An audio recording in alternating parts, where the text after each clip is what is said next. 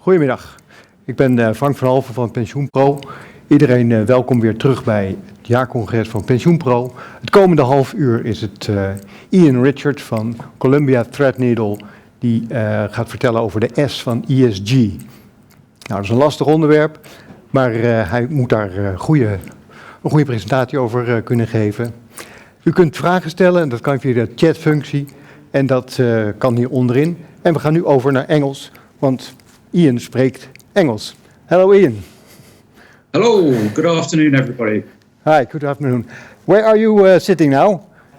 So I'm in my study at home, which is all set up for remote working across capital market. Mm-hmm. Okay, because I see a very white background, but that's your wall. Yeah, I thought it'd be simpler than the bookcase that's the other way.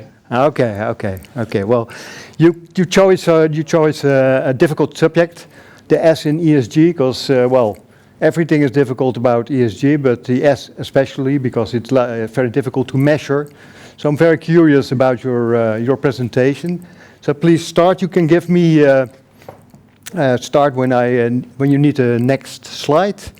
And okay. I will, if there are questions, I will put them through to you. And if I have questions, I also will put them through to you. So please start your presentation. Okay.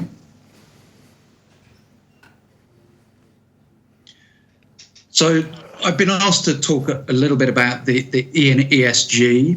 I know many people point to this being more difficult than a focus on the E and the environmental aspect of ESG. I think there are some big misconceptions that exist here that I'm hoping to remove some of the myths and opacity around to demonstrate that there is a very big opportunity for embedding a social focus in investment. And by this, I don't mean just a focus on human rights, labour issues that is often an integral part of ESG integration. I really want to focus on the ESG in investment and in investment terms. So if we could move forward to the next slide. What I'm going to cover is a little bit of framing and background to what I mean by social in an investment context, and then go on into the opportunity that exists to demonstrate that the market is there to facilitate this and to use capital to effect in generating the returns that we look for through investment, and then touch on some of the practical points, some examples of the social focus and how it works in reality as an investment element. So if we could move forwards. Now, if we think about social not in a small component parts of ESG, but in a broader sense of our societies, and with a focus on Europe in particular, what we see is the context in which the investment opportunity arise. And there are three main pillars to this, both thematic drivers. We've all been living through COVID, working from home, all the issues that have arisen around education, housing, healthcare. These issues are then snowballing into an economic crisis, concerns about employment, concerns about the needs to both enhance education, but also retrain people in the new economy and the way the market will be shaping out going forwards. And that is all happening in a context where the frameworks have been developed and established to facilitate this. I'm not going to go through all of these, but we have the social bond principles issued by ICMA that we were part of the development of. We have the UN Sustainable Development Goals. We have other initiatives like the Impact Measurement Working Group coming up with standards for reporting on impact. And most importantly, we have a real change and focus in a political context to drive forward change and address needs both in our societies and economies. So post-COVID stimulus, the inclusive growth agenda, that had slightly been marginalised relative to the climate debate has come back to the fore and become increasingly important. And the EU itself, with its social investment roadmap, creating a policy environment to move this forward. And similar challenges, similar needs exist globally. The EU is probably one of the more developed regions and markets in terms of the frameworks and the clarity around these developments. So if we move forward a slide,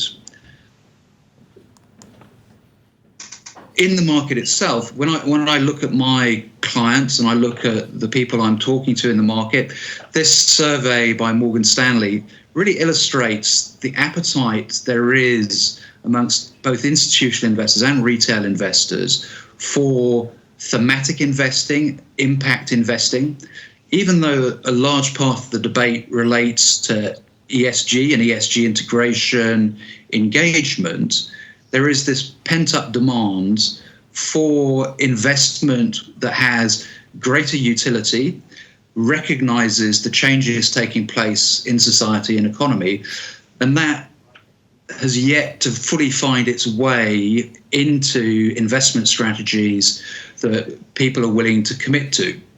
So if we move forward a slide, I'm going to start straight off with one of the more notable recent developments in social investment. We had the EU social bond issued in October. It was a 17 billion euro issuance in two tranches. There was 2/3 of it was in a 10-year maturity, the other third in a 20-year maturity.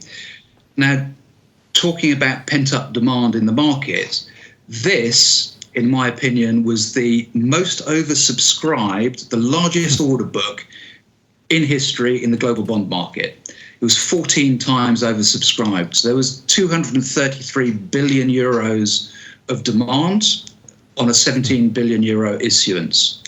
Now, this is just one small part. The first 17 billion in a 100 billion euro SURE program that the EU Commission has.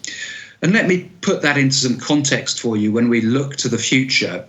So the EU's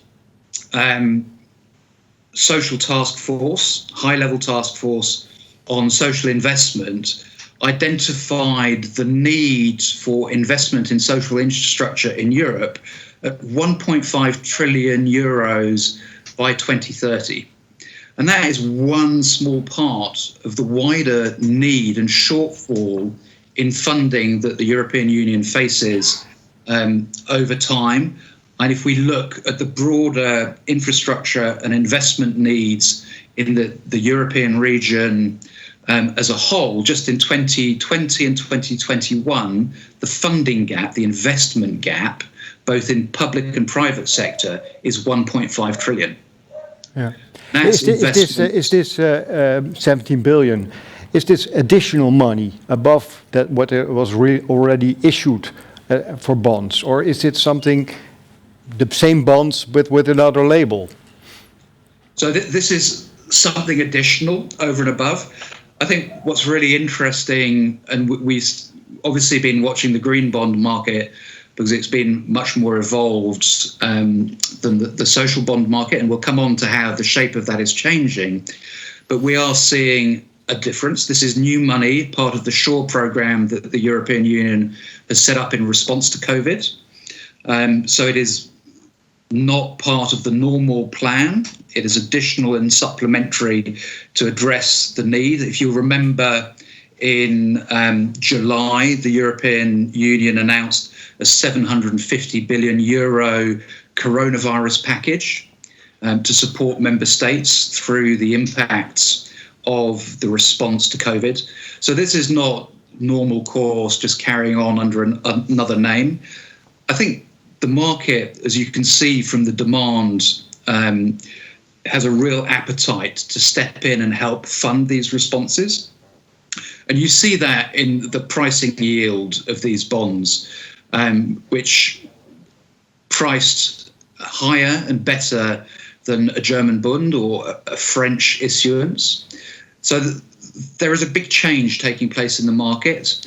And what you're seeing is a release and interest in capitalizing on the ability to commit capital to support the European Union, but equally beyond the European Union to support development banks and other entities that are looking to address social needs and funding gaps. So if we move on from this slide and we take a look at the market, obviously most of the headlines, most of the discussion has been around green bonds. And you can see from the green bars in this chart, the green bond focus has dominated in this space. But what you've begun to see, especially, it was already just starting before COVID, but it's been massively accelerated by COVID, is an engagement and a willingness to use frameworks that have been developed by practitioners, so the social bond principles that were updated, the sustainability bond framework and the new sustainability linked bond framework, to do issuance for specific use of proceeds capital that enables investors to allocate and invest and support projects that will be dedicated towards social outcomes. And if we think about this, and I'll come on to an example in a moment and explain how some of these are structured, what this enables people to do, maintaining credit discipline and maintain all the other rigors and approaches and procedures that you would expect in normal bond investment in fixed income asset class, to be replicated and aligned with impact and outcomes and specific use of capital to solve for social needs and broader environmental needs. And what we see is many areas of overlap between these. And I'll come on to that in more detail in a moment. So if we move on to the next slide, I just wanted to illustrate the range of opportunities that are out there. And there are many people who are concerned that the opportunity set is very narrow. There's only a small number of opportunities with very narrow focus. For example, is it all just about funding COVID packages? And the answer is no. And what you see here on the slide are a whole range of different opportunities that we've had to support organizations addressing social needs, as well as general economic development and infrastructure needs, including in the climate context, across the full spectrum of thematic areas that are open to social investment. So when we go back and we think about how do we address the S in ESG, what I hope I'm beginning to illustrate to you is that the opportunity to do this not in a hygiene fashion in terms of addressing and managing the quality of the organizations we commit capital to, but in terms of really using the capital markets for the intent they were created, to allocate capital in our economies and in society where there is that need. And that need and the changes that sit around it provide the opportunity to generate returns.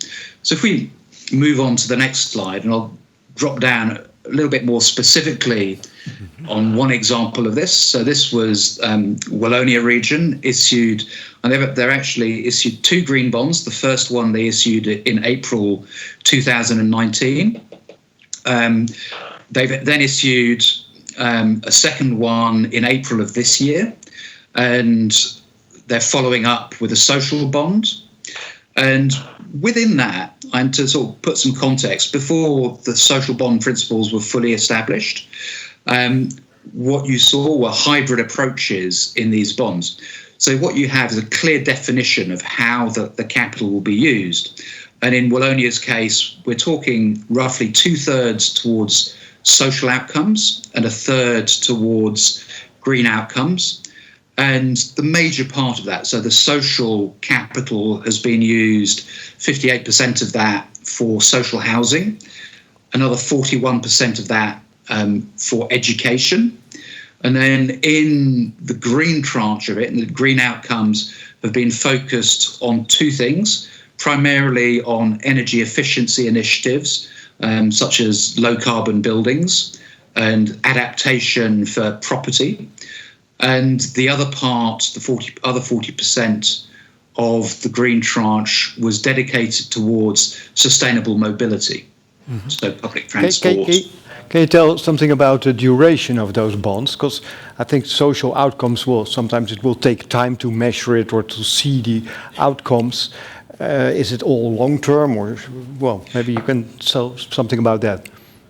No, so we are seeing increasingly that was an original concern in the very early stages of the market.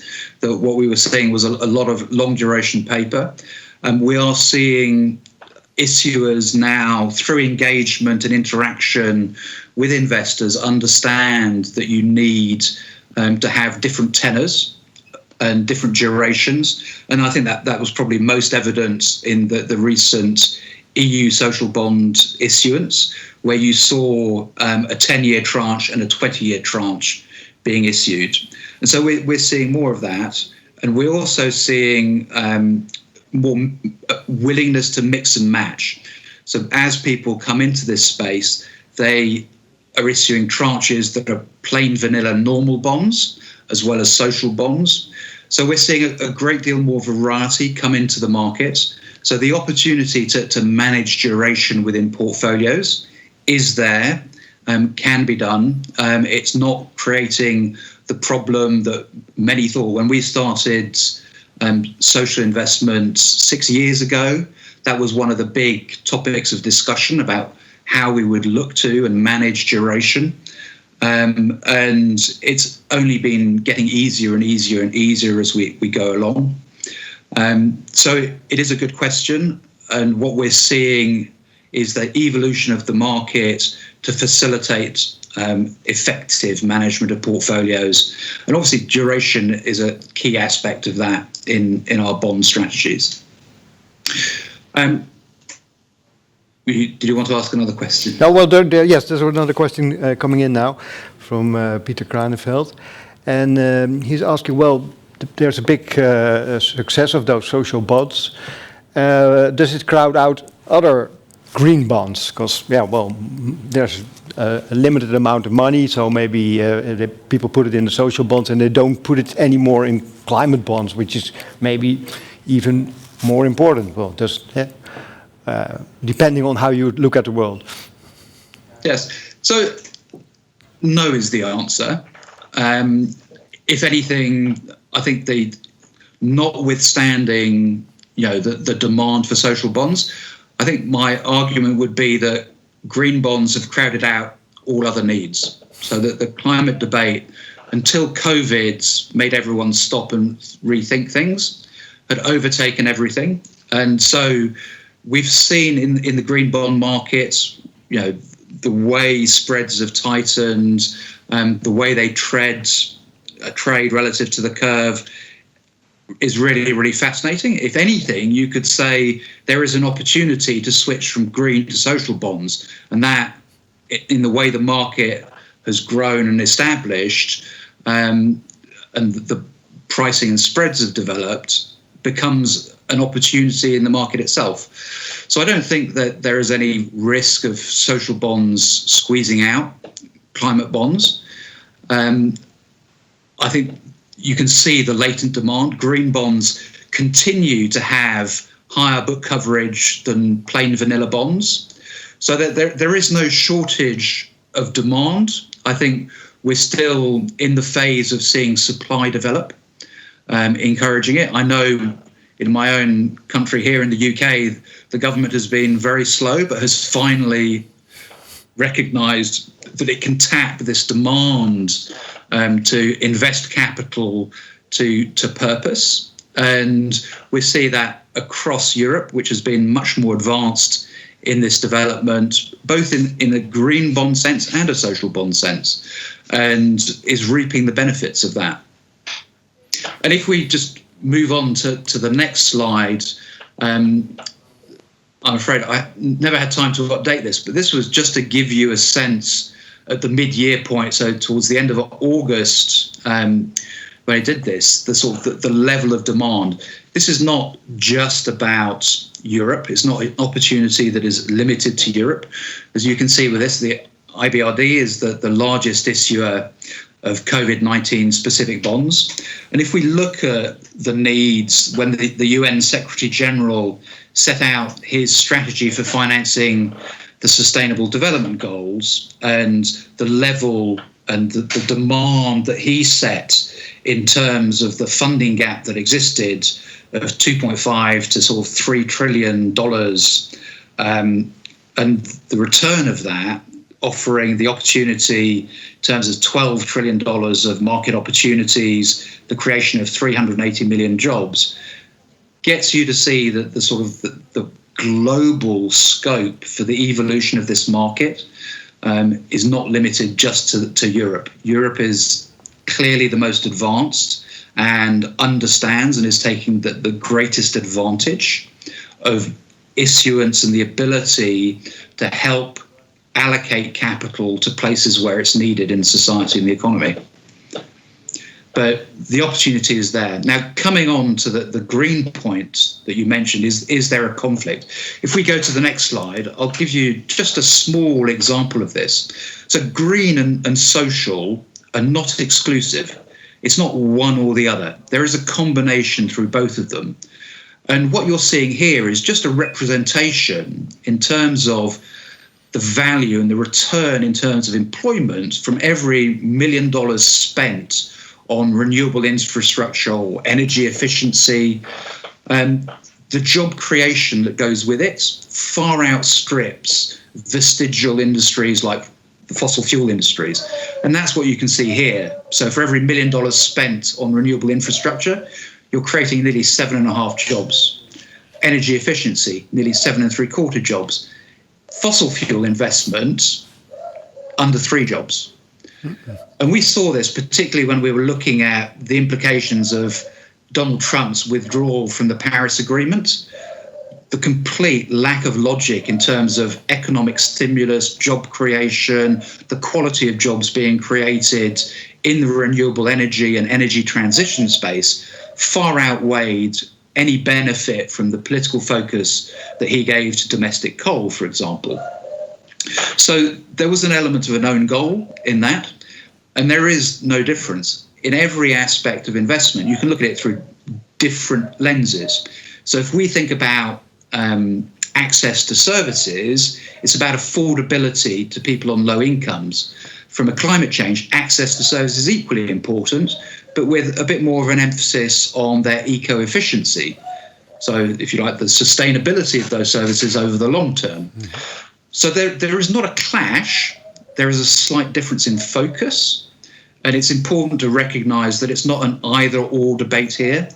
All of these things form part of what we need to do to address the social needs, social funding gaps, environmental funding gaps that our economies face. But it's equally important not to lose sight of the discipline and the wider issues that consider around these opportunities. And many people have heard examples of, not all green bonds are particularly green. So if we move on to the next slide, I didn't want to use Mexico as an example or others, but I wanted to just give you another example, in this case, ENGIE.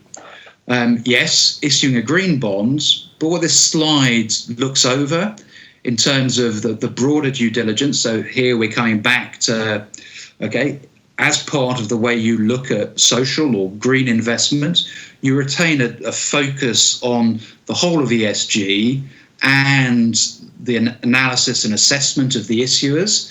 And this is just one example where concerns around the organisation's wider operations called into question the merits of funding the green bond for us. And I don't want to go through this in detail because time is moving on. Yeah, but it's an interesting case. Hey? You say, well, their ESG behavior is questionable, so it's an issuer. Well, we have our doubts about those green bonds they issue.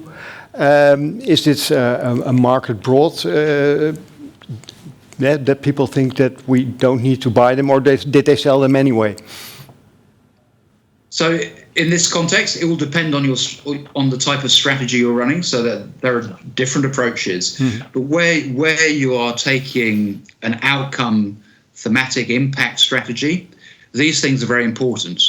What we want to know is the quality of the counterparty we have that we're allocating capital to, and the credibility of the outcomes that we're looking to see achieved over time. And where the quality of operating practice of an issue is called into question, that has to be a consideration in assessing the long-term outcomes that we expect to be achieved and the quality of those. So you need that holistic approach. It's no good just saying it's a green bond, it's okay. You do need to do more due diligence. And if we move quickly to the next slide, this is a really important point. Just because you're looking to do a thematic, impact-orientated approach to investment doesn't mean that you are going to lose the rest of your discipline.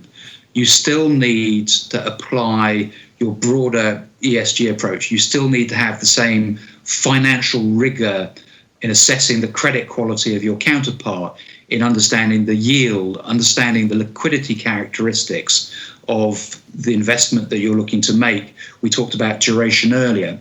So what you have in running diversified portfolios is exactly that.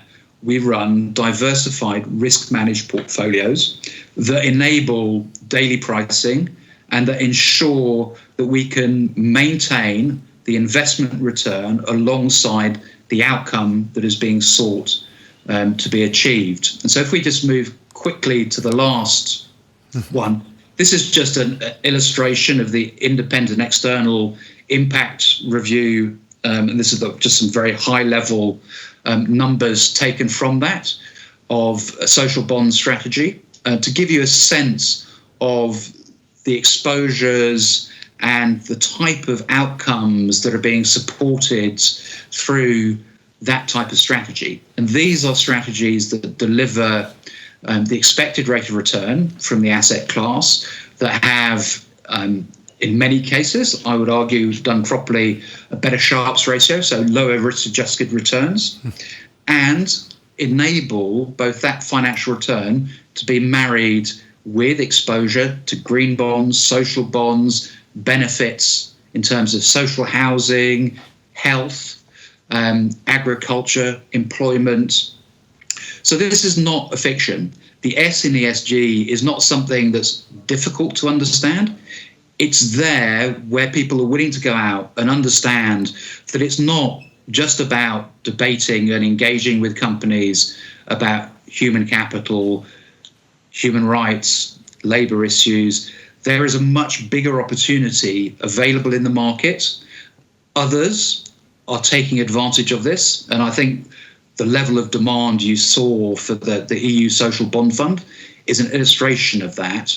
And so the opportunity to weave a social focus into investment strategies with purpose, without having to make sacrifice, has been proven. The opportunity is there. It is only going to get bigger and better as time goes on. And I hope in going through this, I know in a relatively short space of time, I've given you a sense of just how real the opportunity of the S in ESG is, and that it's more than one component of a general focus on standards of operating practices within businesses. It is a real opportunity to allocate capital to purpose. Okay, well, thank you, Iain. Just one quick question to wrap it up. What are can we learn things about this experience for shares? Because, well, a lot of money is going the other way. Yeah, so there certainly is that opportunity to invest in businesses that are adapting and changing. When we look, if we look at the way the EU has been focusing on and assessing its needs to fund the development of the European Union, address social needs, the response required on COVID. And there's a very good report by the European Commission in terms of identifying Europe's recovery needs. And within that, investment in strategic digital infrastructure, enabling greater tech, as well as investment in public capital stock. So there are opportunities on the equity side. Clearly, bond investments provide greater line of sight to the outcomes where there is specific use of proceeds involved. But we see businesses investing a lot towards change and adaptation to climate change, where they require support, they require funding. Facilitating that funding is an important part of what the capital markets need to do. And so, yes, sustainable outcomes in the equity space is also an opportunity. And there are, again, strategies out there that are doing that, are focusing on it. I think the one caution I would have is the EU taxonomy is going to take a very long time in its current form to really contribute to that. It's a really good example of perfection being the enemy of progress. Yeah. And I think the best way I can characterize that is that the German Federal Ministry of Environment did a study on it. Between 1% and 2% of European equity indices have taxonomy-aligned revenue. It's not ideal as it currently stands and still needs work before it plays a major part in solving for this. Okay, well, thank you very much, Iain. I'll switch to Dutch now because I'm going to close it for the Dutch audience. Thank you again. Thank you very much. Dit was Iain Richards. We gaan even 5 minuten uit. U kunt gewoon blijven hangen. We gaan straks over naar Romee van Wachem van Actiam. En die gaat het over impact beleggen hebben. Dus ik zie u graag terug over een minuut of 5.